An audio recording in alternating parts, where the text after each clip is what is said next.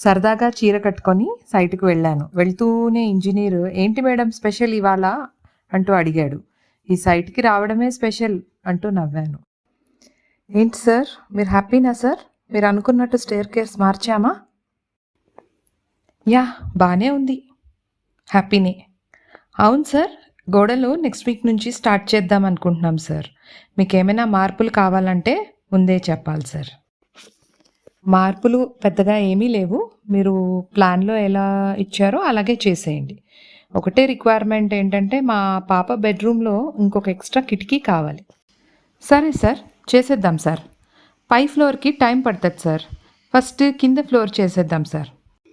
Sir ఈసారి 2 weeks తర్వాత రండి సార్. మీరు వచ్చే వరకు ఈసారి గోడలన్నీ లేపుతాం సార్. ఓకే. అలాగ కానీ. సార్ ఒక చిన్న రిక్వెస్ట్ సార్.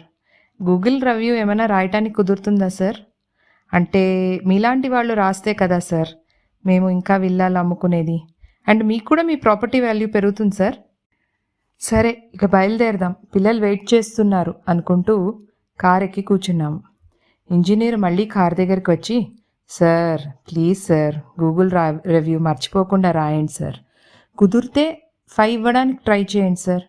కనీసం 4.9 అయినా ఇవ్వండి సార్ ప్లీజ్ సార్.